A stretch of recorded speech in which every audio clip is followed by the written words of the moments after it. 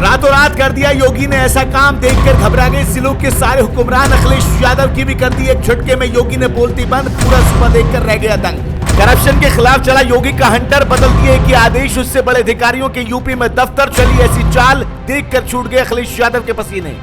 नहीं चलेगी योगी राज में किसी अधिकारी की मनमानी, योगी ने जनता का दिल हमेशा जीतने की ठानी। ऑपरेशन क्लियर का दिखा असर, ताश के पत्तों की तरह फेंटे गए अफसर।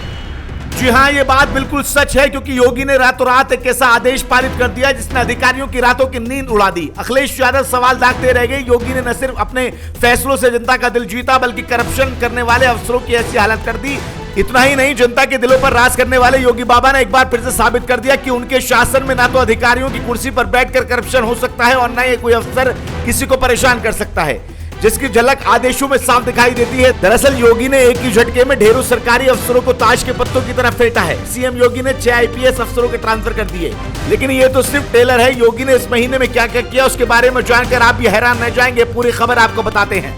ऐसा नहीं है कि ये पहली बार है। इसी महीने में सीएम योगी ने 22 अप्रैल को 1-2 नहीं बल्कि 33 आईएएस अफसरों का तबादला किया था, जिसमें 10 जिलों के जिलाधिकारी भी शामिल थे। पीएम मोदी के संसदीय क्षेत्र वाराणसी के मंडलायुक्त कौशल राज शर्मा भी शामिल हैं, जिन्हें अब मुख्यमंत्री का सचिव बनाया गया है। इसके साथ ही कई वरिष्ठ आईएएस अफसरों को भी तैनाती कर दी गई। यहां तक कि मुख्यमंत्री कार्यालय में भी अफसर बदले गए। इसके अलावा चंद दिनों में ही 26 आईपीएस अफसरों के तबादले किए गए। इसमें 7 जिलों के पुलिस कप्तान भी शामिल हैं। सियासी जानकारों का मानना है कि केंद्रीय और प्रदेश नेतृत्व मिशन 2027 में कोई चूक नहीं चाहता, जिसके लिए अभी से तैयारियां तेज हो गई हैं। ऐसे में कोई भी अफसर अगर सरकार की छवि और कामकाज में बाधक बनेगा तो उस पर कार्रवाई की जाएगी। ऐसा बताया जा रहा है कि यूपी के प्रशासनिक अमले में जिलाधिकारियों से लेकर पंचम तल तक आगामी दिनों में और भी बड़े बदलाव किए जा सकते हैं। उधर ट्रेनिंग के बाद 16 डिप्टी एसपी को नियमित तैनाती मिली है। रिपोर्ट्स की माने तो अप्रैल के ही महीने में योगी ने 1-2 नहीं बल्कि 50 से ज्यादा अफसरों का ट्रांसफर किया है, जिसके पीछे एक बड़ी वजह बताई जा रही है। जानकारों की माने तो इसमें कोई शक नहीं है कि कानून व्यवस्था और योगी मोदी सरकार की योजनाओं को जमीन पर उतारने में यूपी में बड़ा बदलाव हुआ है।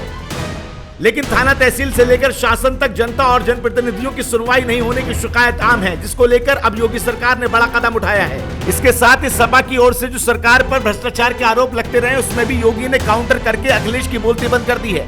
बता दें कि अखिलेश ने हाल ही में योगी सरकार के अफसरों की पोस्टिंग में सिंह साहब का आरोप लगाया था। अखिलेश ने साफ कहा था कि यूपी में ठाकुर अफसर ज्यादा हैं, जिसके बाद योगी सरकार ने बड़ा फेरबदल किया और ब्राह्मण अधिकारियों को महत्वपूर्ण पदों पर पोस्टिंग दे दी। यहां तक कि अब पिछड़े और दलित वर्ग के अफसरों को भी उच्च पद पर योगी ने बैठा दिया है।